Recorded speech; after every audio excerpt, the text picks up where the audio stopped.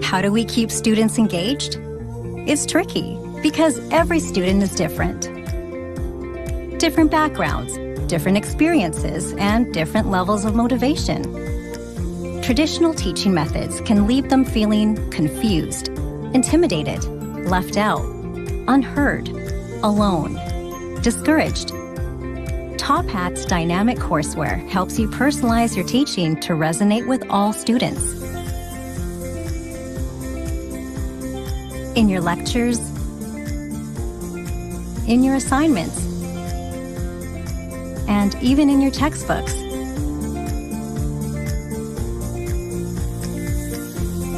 You can create learning moments that matter to your students. With 14 question types, you can drive real-time understanding, encourage active participation, and give every student a voice.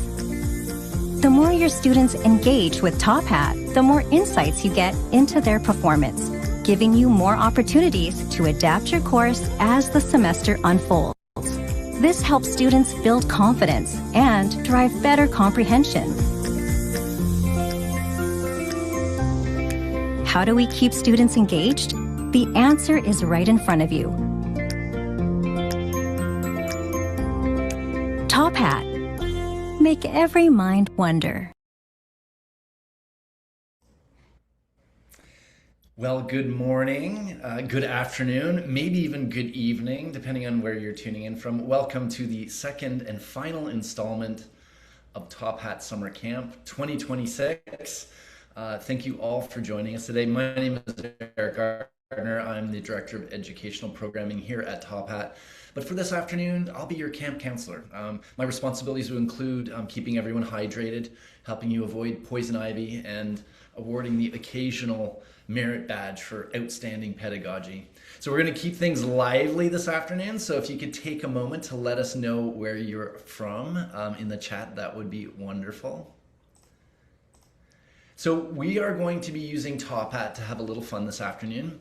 And to kick things off, we have a question we'd like to ask you. So if you could scan the QR code you see on the screen, that will allow you to access Top Hat guest mode.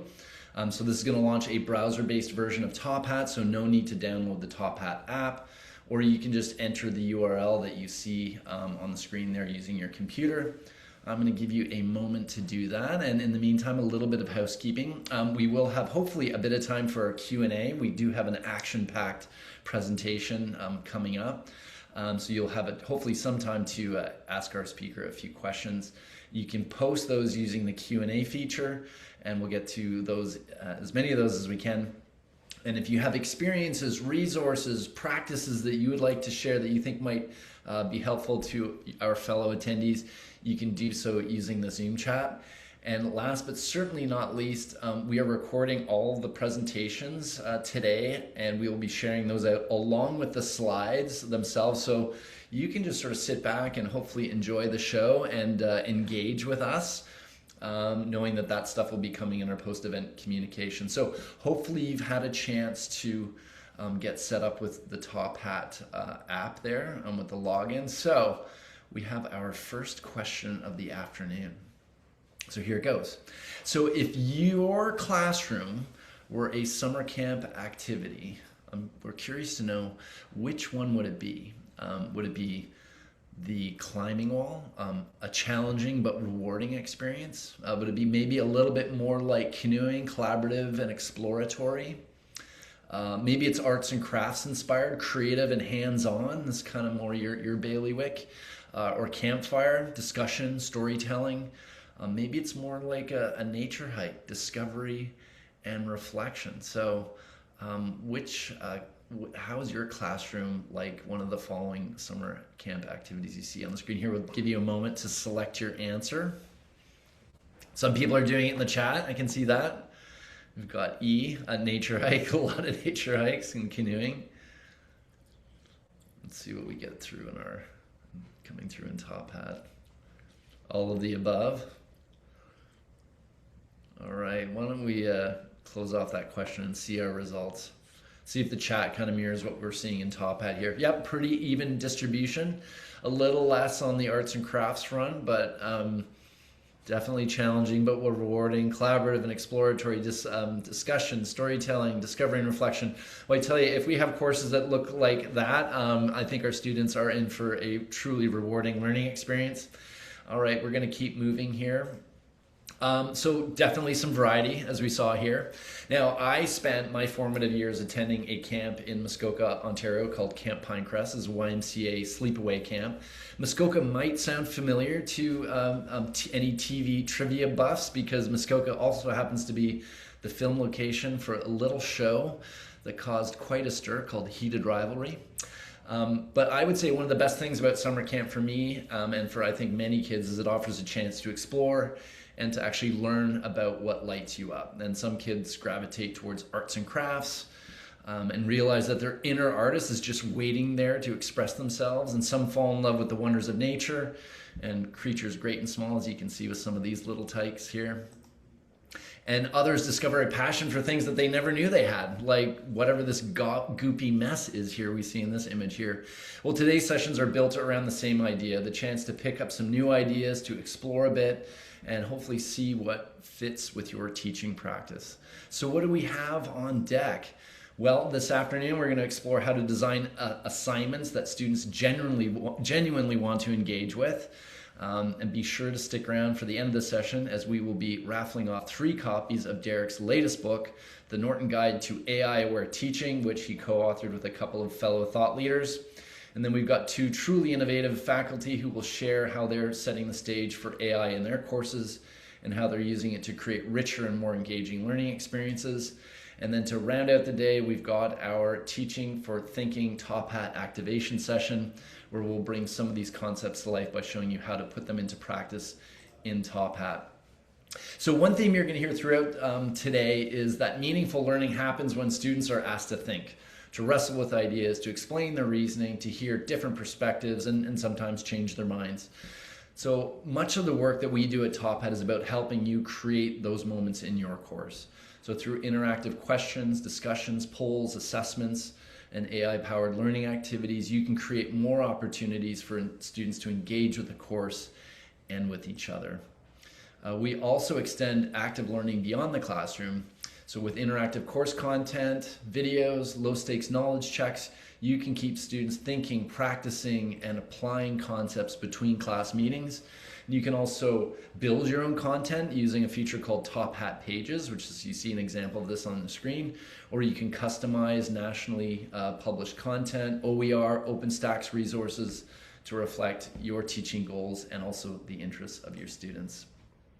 And more recently, we've been focused on helping faculty create authentic assessments in their courses. So one example is our new AI-powered scenarios.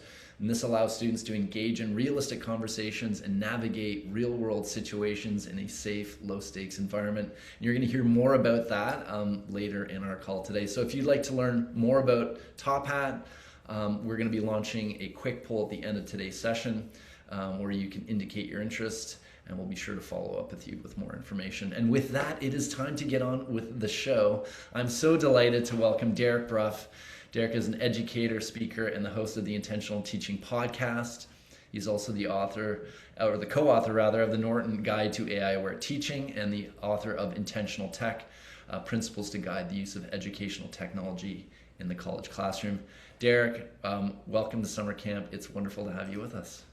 Thanks, Eric. Glad to be here. Looking forward to getting my hands messy with some gooey stuff. Yeah, I love that picture. I just had to include that. So we have a polling question we'd like to use just to kind of set up our conversation today. So we're interested to understand the impact that AI has had on assignments that folks attending the call give to their students. So which statement best describes how AI has changed the way you think about assignments in your course? Would you say that you've completely redesigned maybe several assignments? Maybe you've just made a few changes, minor updates, things like that. Maybe you're still in the experimentation mode, trying to figure some things out. Maybe you've thought about it, but haven't started yet. Or maybe AI really hasn't significantly changed your approach. So take a moment to to enter your response, and then we can see the results in just a second here. Getting some folks in the chat responding. All right, why don't we reveal the answers and we'll see what we've got. Okay. That's, you know what's interesting, what jumps out at me, I'm sure the same thing for you, Derek, is D. Not many people saying AI hasn't significantly Right. changed their approach. Yeah. So that's pretty telling. Yeah. And that's, one of the reasons we titled our book, The Norton Guide to AI Aware Teaching. I feel like we pretty much all have to respond in some way to AI. Some of us are leaning into it and maybe redesigning assignments to leverage AI or teach students about AI. Others are leaning away from it, and that can be a great choice too, depending on your context and your goals. And so that may require some redesign as well in terms of assignments, but it's hard to avoid how the impact it's having on student learning. And that means it has an impact on our teaching. Yeah, and I did see someone in the chat say this. I didn't realize this is going to be about AI. It's a little bit about AI, I think, Derek, but I think more broadly, it's really about how do we think about assignments in a way that's going to engage students, give them more choice, maybe more sort of autonomy, more agency, things like that. So it's pretty broad. This is meant to hopefully help faculty sort of think through some new ideas and options. So I'm going to give you the floor, and the virtual floor is Okay. and I'll let you take over screen sharing. I will share as well. Great. Yes. Glad to be with you all today. Um, and yeah, AI is kind of the context, but I want to talk, and I'll talk a little bit about some kind of AI applications, but I want to talk about this notion of students as producers, and reflect on some work that I did a few years back at Vanderbilt University, where I was for a long time, helping faculty rethink their course design, their assignment design to engage students in deeper learning. That I think is super helpful now as we respond to AI or just generally try to make our courses more meaningful and useful to our students. I think that's important here in 2026. And I want to say just a word about the AI context. As I mentioned, we've got this new book out with Annette V and Mark Watkins, a couple of really fantastic composition instructors I wrote this with. We talk about AI-aware teaching as having three components. One, being clear on your course learning goals and objectives, right? That's our North Star. What are we trying to teach? What are we trying to help students accomplish and learn? Understanding something about how AI works. We don't need to be AI experts, but we need to have some conception of how it works. And really exploring how our students are thinking about and using AI so we can help them make good choices as they're learning.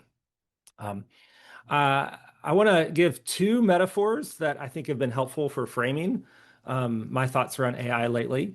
One you've probably heard before, that using AI can be like taking a forklift to the gym, where you are moving the weights around with your machine, but you're not actually developing your muscles in any way. And unfortunately, that's a use case that we see a lot. Students taking this assignment that, might be interesting and might be relevant and might be attuned to your learning goals, but just having AI forklift their way through it and do it for them, not developing the skills and understanding that we're hoping them to develop.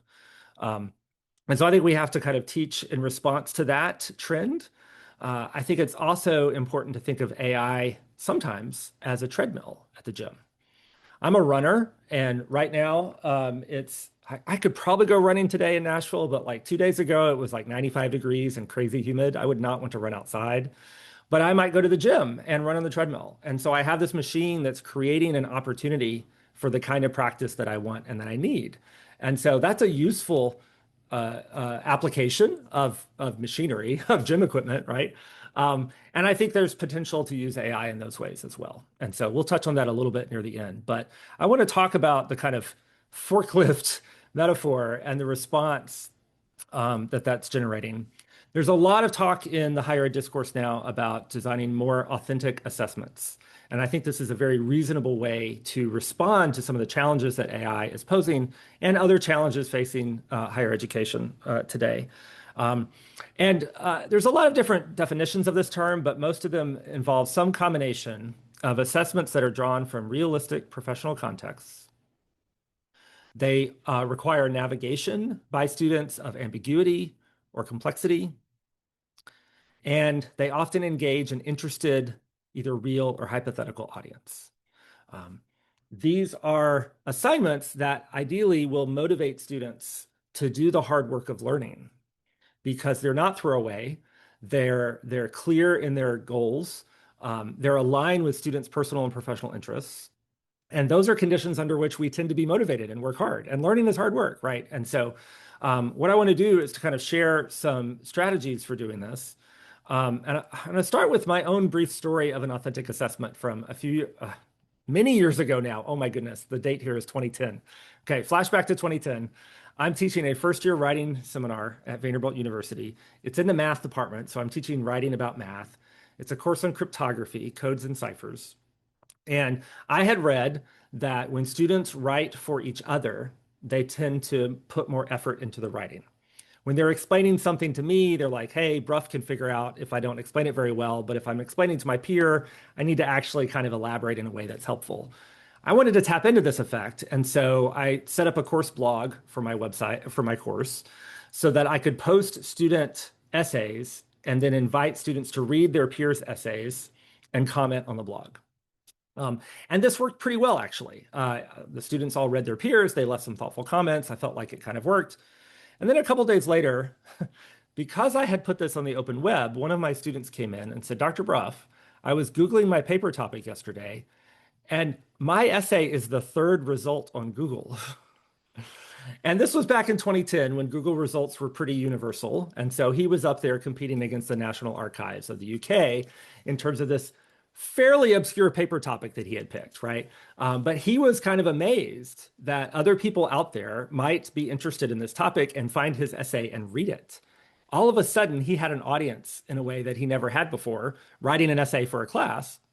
And it felt more authentic to him. It felt like more valuable work that he was doing. And so flash forward to a couple of semesters later, I collaborated with another faculty member at Vanderbilt University, Holly Tucker.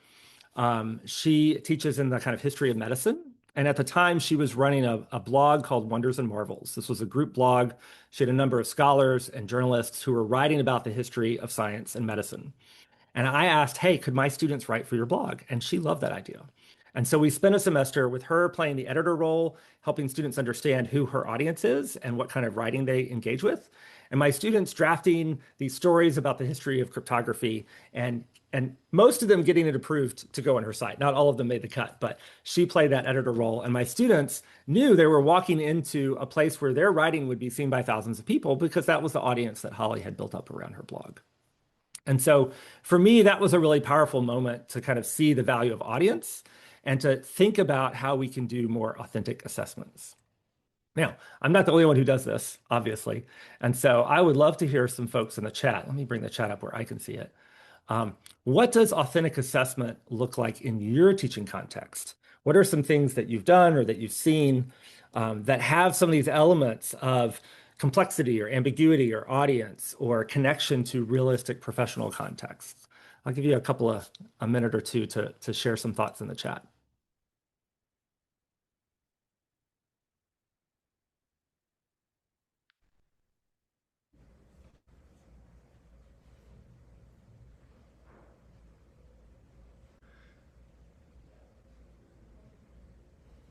Do oral exams count as authentic assessment, Derek?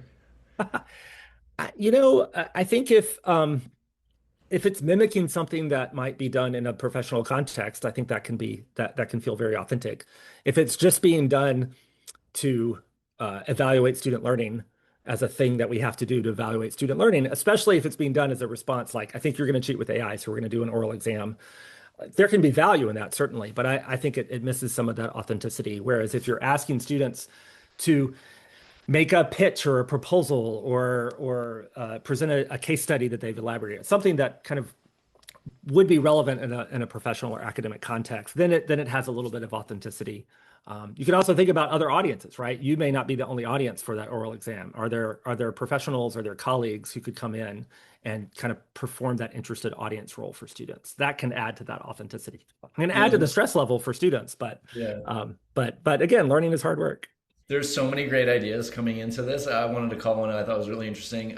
Brian teaches a Hebrew Bible, and he had students write a speech using the book of Ruth to address immigration policy for a local political meeting. It's like, Just Yes. amazing. All And I was right. going to say, Taking the course material, right? Thinking about an yeah. audience, a topic of current relevance. I love that. You know what? It makes me think we'll grab this all the comments and ideas in this feed, and I think we can put that together in a resource for some of our attendees because there's just so many wonderful ideas here. Yes, I see creating a coloring book using the golden ratio in an introductory mathematics course, which as a math educator, I love that one. Um, yeah, and so some of this is there's a kind of creative aspect to this. Sometimes we don't think of ourselves as creative people as educators, but I do think there's a lot of room for creativity in our teaching. Approaching the assignment design with some creativity can often result in some really interesting assignments, some really interesting work by students. It can be very motivational, but creativity is hard too, right? And so sharing ideas like this is really valuable. Um, I want to say a bit more about students as producers because this was a really fun initiative we had at Vanderbilt. And the idea was to try to engage students not just as consumers of information, but as producers of knowledge. And that could look very different in different contexts and domains, which is why my colleague Rhett McDaniel put all these words in this graphic that he designed, right? Students as scholars, as creators, as researchers, as performers, as designers. It can mean a lot of different things, but it's inviting students into this kind of knowledge production activity writ large, in part to help them become better consumers of information if they have a chance to produce information, but also to connect them with our subjects in deep ways that are meaningful to the students and motivate them, again, to do the really hard and interesting work of learning. And what I want to do is pull out 3 design elements that we observed as we worked with faculty around projects like this, that I think you can take those design elements and then use them to craft your own assignments along these lines, your own authentic assignments. So the first design element that I want to note is the idea of open-ended problems. That if you're giving students something to do where the answer is known and established, that can be helpful, right? Sometimes you want students to kind of practice working with stuff that's already figured out, but a students as producers assignment, a more authentic assignment, would involve some open-endedness in some fashion. And so a few examples. Again, most of the examples are from Vanderbilt, but I've seen folks use similar things at other institutions and institution types over the years. These are some photos from a poster session that Steve Baskoff at Vanderbilt University gave. I think I've got, oh yeah, I've got his name here. So he had turned his biology lab, which was really focused around doing statistics in a biological context. Those were the learning objectives. But he turned it into a chance for students to do some original research. He worked with a number of graduate students and kind of found projects where students could make small but meaningful contributions. It was all around living organisms.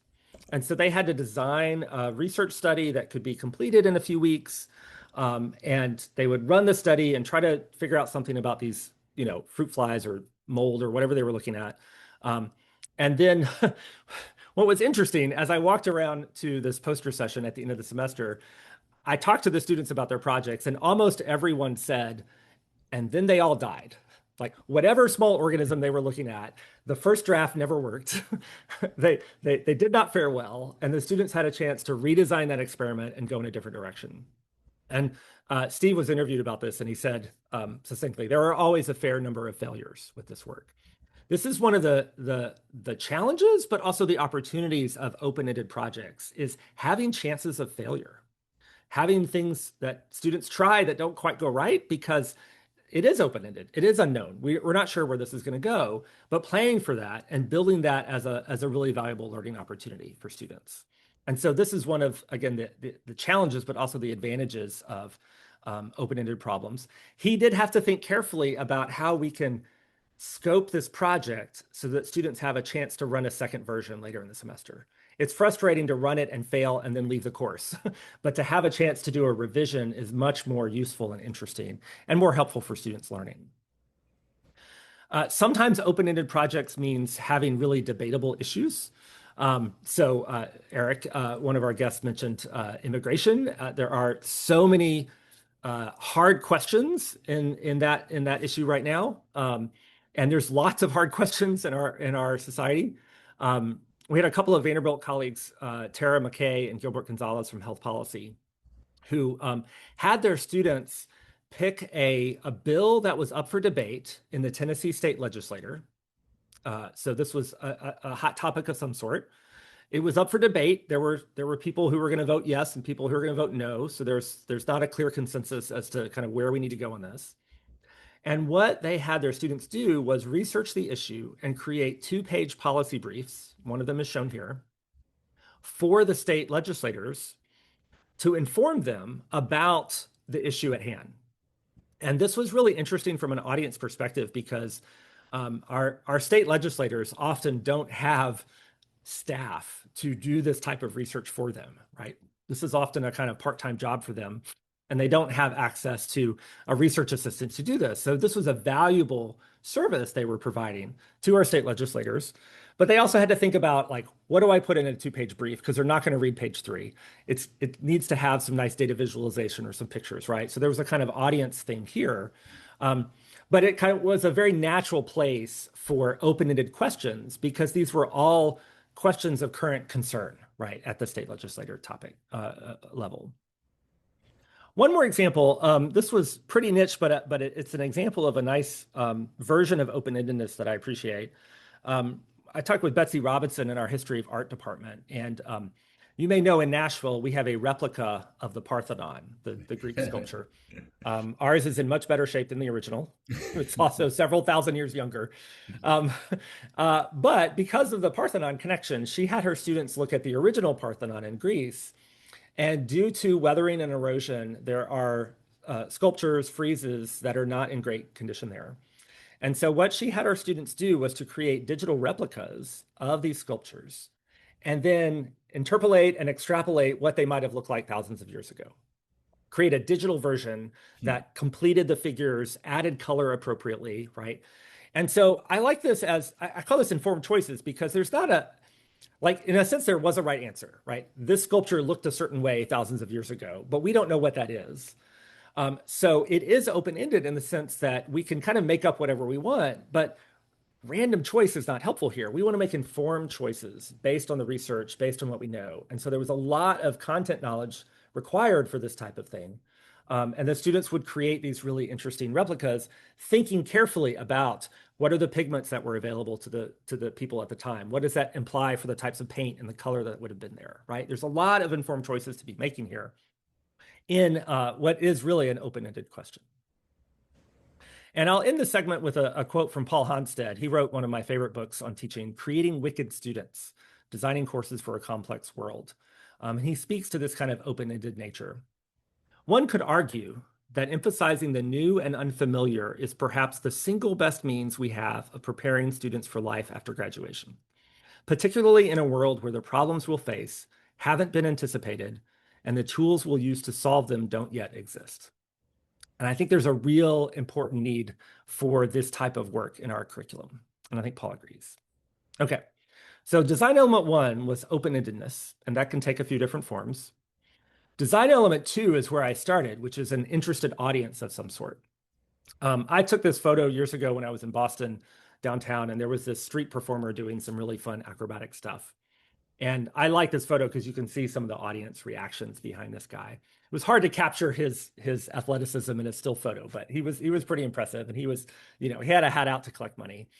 And I think about this guy, and he probably had a gym somewhere where he practiced all of his acrobatic moves. And he probably had a friend who was a spotter and helped him do this, right?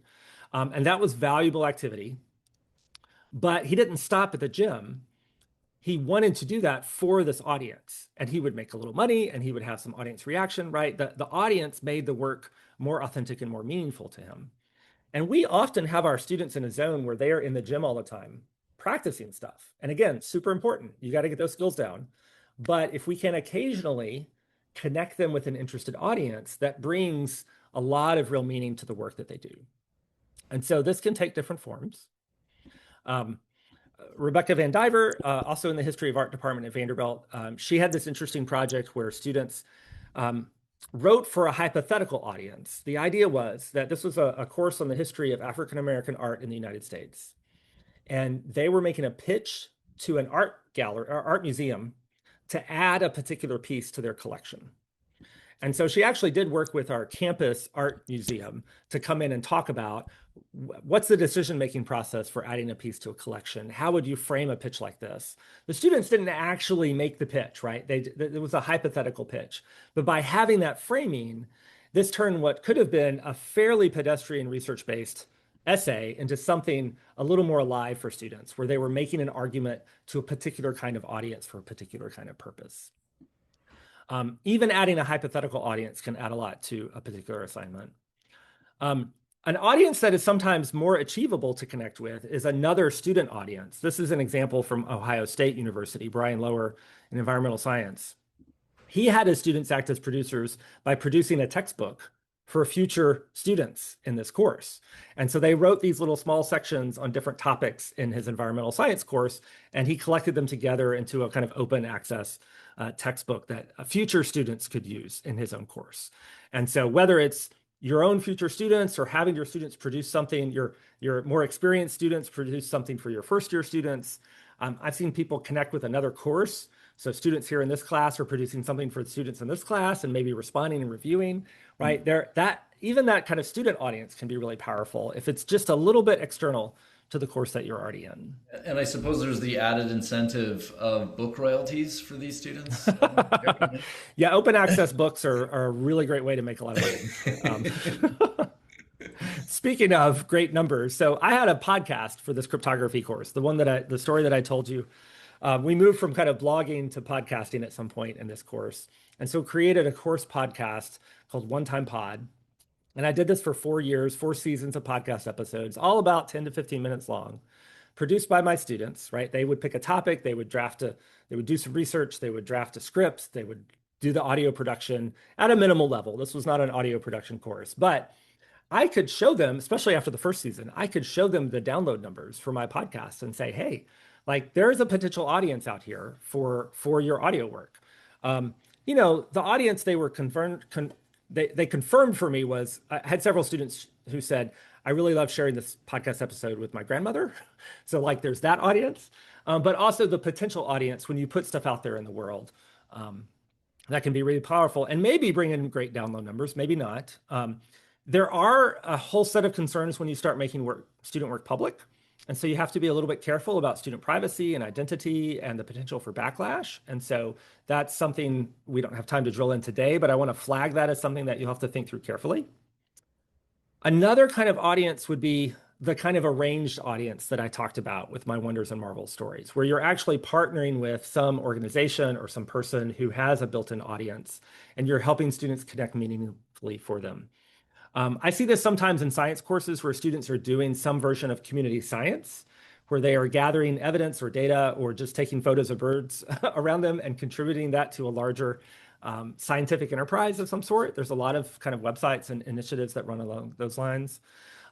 The arranged audiences tend to be very disciplinary specific. So thinking about who are the audiences that you might connect your students with that would be meaningful for the work that they're doing.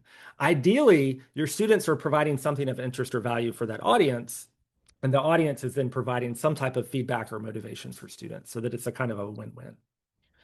And with that, one last thing in this audience thing. So one of the other reasons that I think there's a lot of attention to authentic assignments right now is that these assignments can often help students develop the kind of durable skills that we want them to have as they enter the workforce, as they enter life. There's lots of these lists of what are the durable skills that students need, right? What do employers want to see? I like this list from the University of Kentucky. It's a nice list of 10. But I think about these types of assignments, particularly ones that have this audience component, and which of these durable skills, these essential skills, might tie into that. If you're giving students this audience opportunity, right, you're going to help them develop communication skills. You're going to help them develop interpersonal relationships, maybe professionalism or civic engagement, right? We can tap into and help students not just develop these skills, but know that they're developing these skills and be able to talk about these skills to future employers. And these more complex, rich assignments are a great place to help do that. I love that, making that really overt, not just sort of assuming that they're going to sort of pick that up by osmosis, but that we're being very direct around. We got to name stuff and help students realize, yes, this is the skill that I'm developing, and I can talk about this in an interview down the road, right? That's super helpful. So I'm going to throw it back to our top hat question. I'm curious, which of these audiences can you see yourself leveraging in assignments? So take a moment and kind of reflect. Is one of those examples appeal to you, or as you think about a particular assignment, what type of audience might you be able to pull off? And if you want to, add an idea or two in the chat to kind of flesh out your multiple choice answer. Yeah, I saw something come in the chat just as people are responding to this. One of the professors attending has their students offer kind of words of advice and support sort of for the next class that comes in, Yeah, tips, tricks, tools of the trade to help them be successful. I think that's a really wonderful yeah. thing. And I'm going to bet dollars to donuts if I was a student coming into that course and I was given that information, that would be something I would definitely make a point of reading for sure. Yes, I just heard an interview yesterday with a med school colleague at UVA who was having his fourth year med students identify something that didn't work in their first year curriculum and then develop solutions so that future generations of students would have a better learning resource for that hard point in the curriculum. Yeah.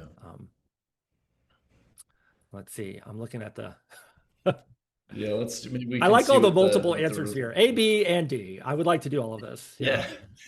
yeah. Yeah. Yeah, the chat's a little more flexible All as right. opposed to the poll, but let's see the results here. Okay. Yeah, so I do think arranged audiences are the hardest. They are in some ways the most authentic, but it also is very context dependent. It depends in part on the level of the students, right? This is going to be easier for more advanced students who maybe are kind of ready for a real world kind of experience. You can do it in earlier courses, but it is a little more challenging, I think. So I'm not surprised that that one's a little bit on the lower end. I think student audiences, I guess hypothetical audiences are the easiest because they don't actually have to be there. You just have to describe them. But even the example I gave, Rebecca had reached out to a colleague at the art museum to come in and talk to her students and give them a better sense of that hypothetical audience, which I think can be really powerful.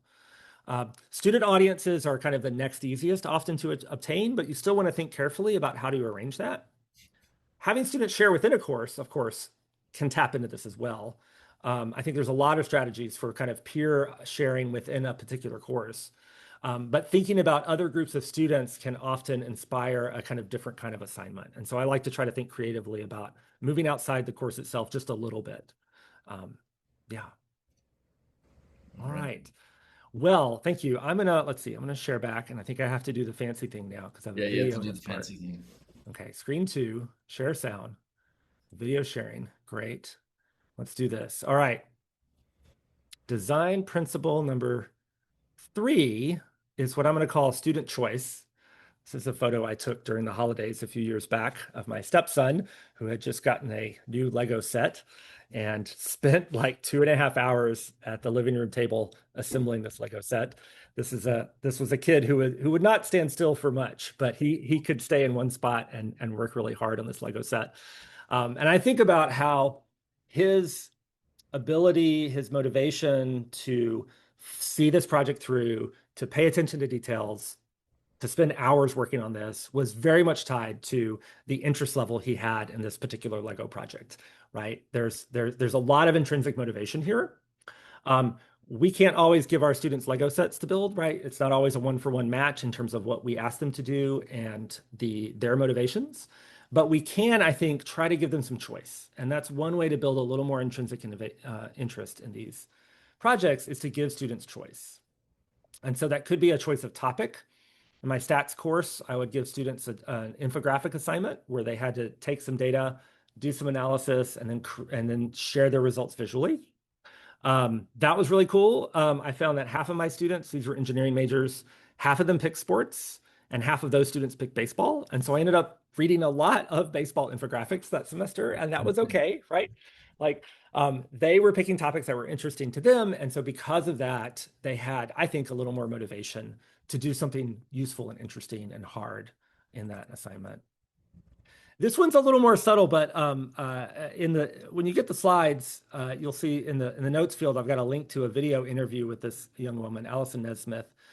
She was a student in a course taught by Elizabeth Meadows, an English course on kind of future bodies and dystopia. they were reading the Hunger Games, and one of the things that Allison noticed in the Hunger Games was how that the labor in that universe was often invisible to the ruling classes. It was hidden away. And she thought about her own interest in fashion and how much of the labor involved in producing the clothes she wears was hidden to her. She wasn't aware of the labor conditions, the sweatshops. And so for her project to explore this, she created a fake clothing catalog website modeled on the J. Peterman clothing catalog, which is famous for its very poetic poetic descriptions of clothing. But all of her clothing descriptions were about the labor conditions under which the clothing was produced. She did the research to kind of figure that out and convey that through this website. This is all about choice of topic for her, right? Like she found the connections with her own interests and the course topic and a modality that gave her some flexibility to do something interesting. I really love that story. Sometimes it's medium. We worked with a faculty member, Larissa DeSantis, in the Earth Sciences department, who really enjoyed having her students represent their learning in whatever way made sense to them. And so these two students created a 6th grade lesson plan based on what they were learning. These were pre-service teachers, they were education majors, they were learning how to make this type of lesson plan in their other courses, and they applied it in this course to take what they were learning and connect it with their own kind of professional goals and learnings. And then one of my favorite examples, this was a student with a very particular set of skills in Larissa's course. I'm going to play just a minute of this video.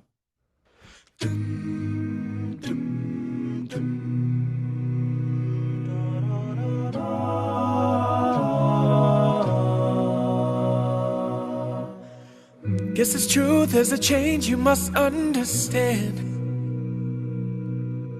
Over time, a type of plan got the upper hand. C4 plants started to expand because of low CO2 or the air and land. Oh, in the Miocene, all the grass was green. The C4 plants replaced C3 in the Miocene.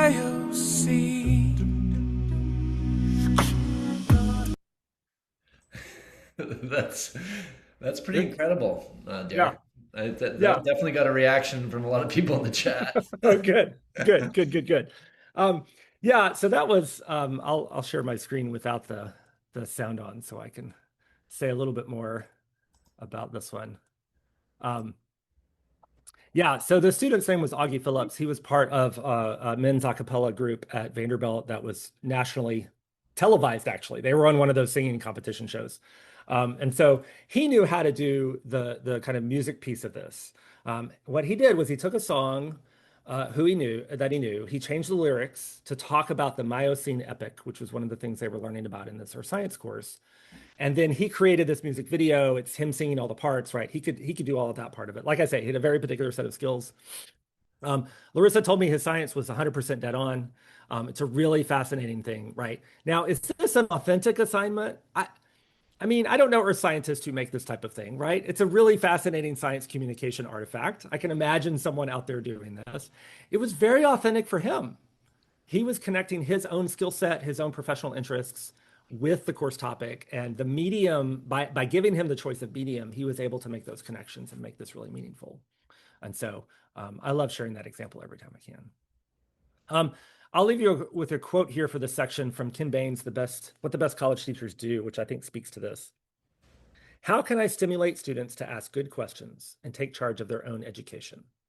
How can I help them see the connection between their questions and the issues I have already chosen for this course? It's a key part of figuring out that motivational landscape for students. Now, I want to talk a little bit about AI, but Eric, is there maybe a question or two from the chat, something I might respond to before we pivot a bit? Well, something that I saw that did pop up was, student peer feedback, and some concern that how constructive, helpful is that going to be, or students just sort of play it safe and act kindly towards their peers. So, I think it can be powerful, but I'm curious to see how would you manage that, making sure that that's actually, constructive. Yes, I definitely hear that. I mean, I hear more often that students are hesitant to engage with their peers around peer feedback and give constructive criticism.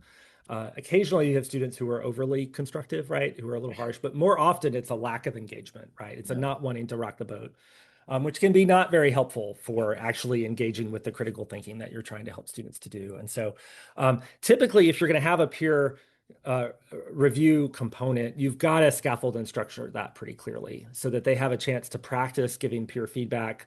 I like to start with some sample that's no one's in the class, right? It's something I find online or, a published essay or something, an infographic that I find that we can all kind of look at together.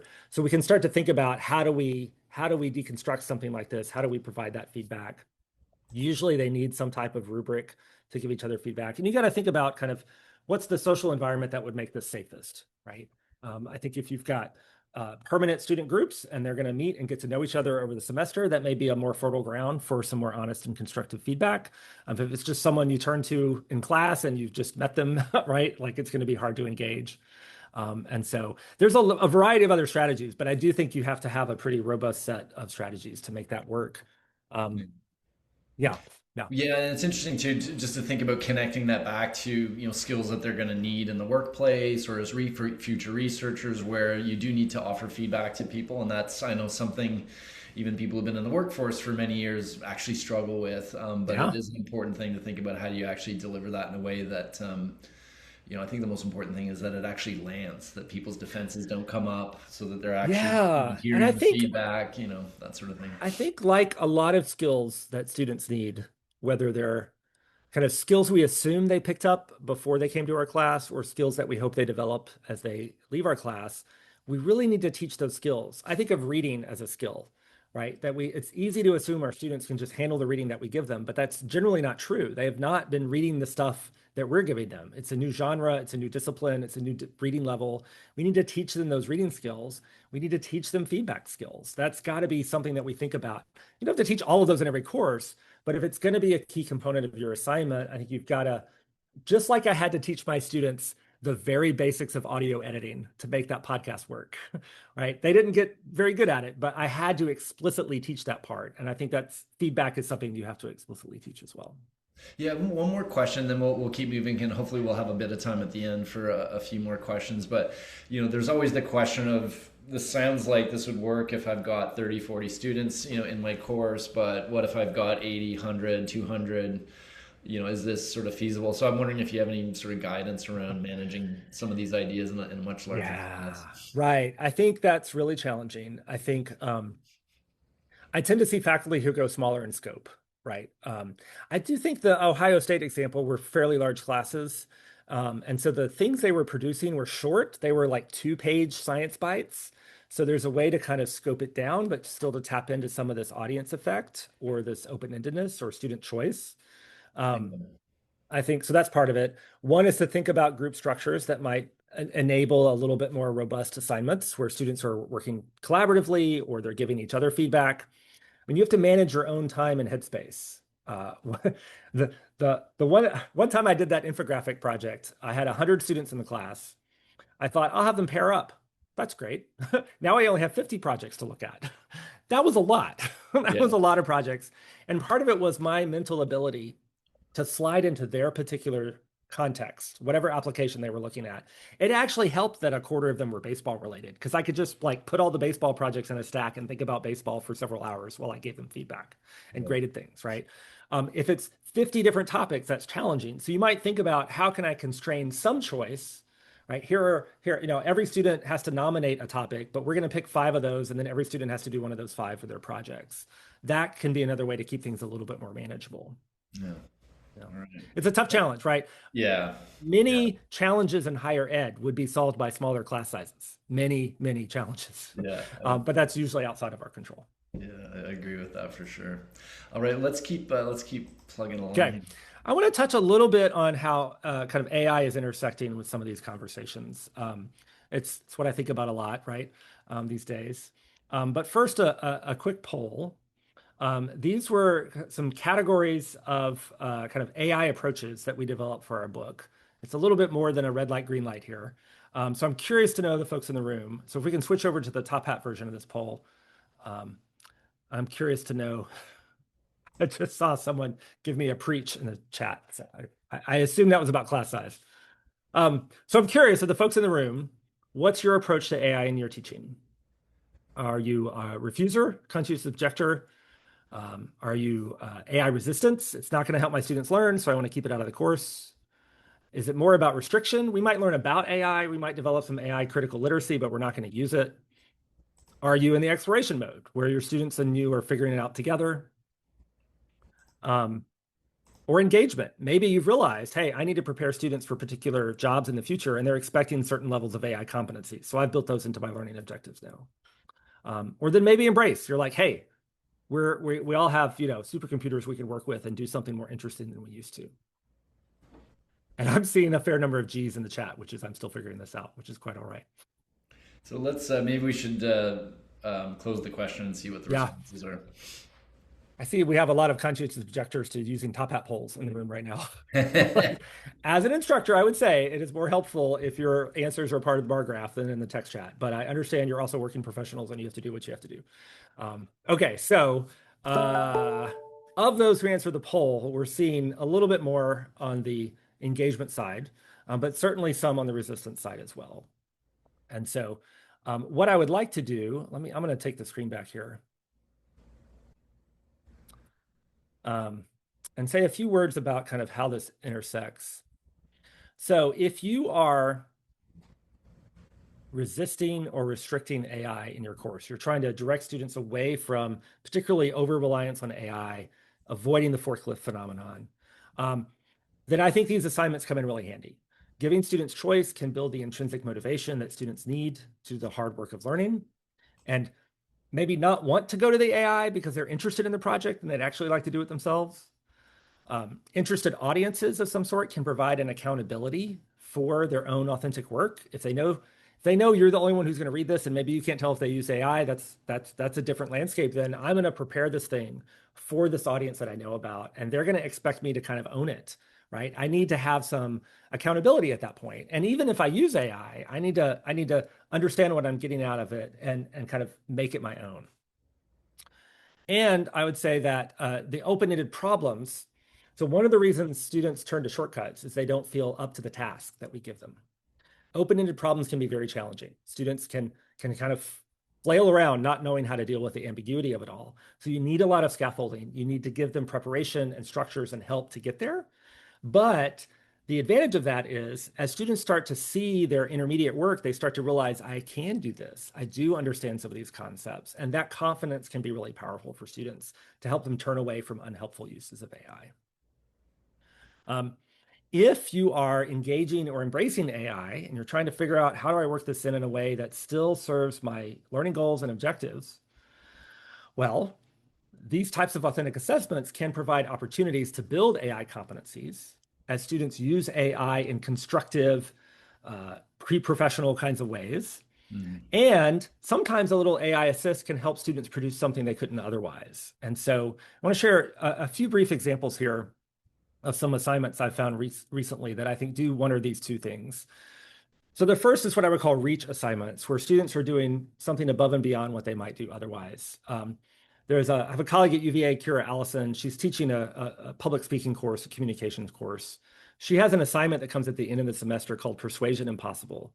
Students are asked to choose a persuasive task that they feel unusually difficult or impossible to them, something they wouldn't think they could accomplish.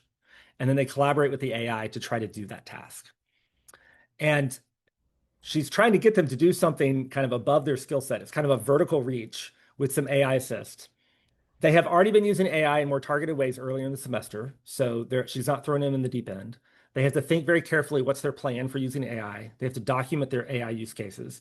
Part of the deliverable is a reflection on in what ways the AI was helpful and not. So there's a lot of critical thinking that goes on here, but she's asking students to do more because they have access to an AI tool. You can also do, I want to call this a lateral reach. This is a very odd image. I have another colleague at UVA who teaches in religious studies. He teaches a course on the apocalypse, which has got to be a fun topic. Seems very timely. Yeah. And for their final project, students create a 10-panel comic strip expressing their vision of the apocalypse or someone else's vision. They have to make a commentary on the notion of apocalypse. And he has them use Microsoft Copilot, which is our kind of university-provided AI tool, to do the imagining here, right? The visual parts of this. His students aren't comics illustrators. They're not graphic designers. That's not a skill set he's expecting them to have. A little bit of AI assist allows them to make a type of argument that they might not be able to make otherwise. Now, you may disagree on whether this is a good use or a bad use of AI, but it's allowing him to kind of give a different kind of assignment because students have that AI assist. I have so many AI examples. But I want to be respectful of time. So I will point out that sometimes we have students make stuff with AI as a way not only to understand the content that we're teaching them, but to better understand AI and how it works, and perhaps to be critical of that work. So I've got a couple of examples I'm just going to skip over because I've got a great quote at the end of this. This is from Emily Johnson and Anastasia Salter. They have a book called Critical Making in the Age of AI. They talk about all these different ways to engage students in really mostly digital making of different kinds to help them understand how making happens and how AI might or might not interface with that. And this great quote: building, prototyping, testing, evaluating, and iterating all spark creativity, but more importantly, expand students' understanding of their potential to reshape the technologies that are shaping our communities and conversations. One of the messages we have in our AI Aware book is that we have agency. AI is happening, but it doesn't have to be something done to us. We have agency in shaping what teaching and learning looks like in this age of AI. And I think we can help our students take that agency as well with some thoughtfully designed assignments that involve this type of critical making.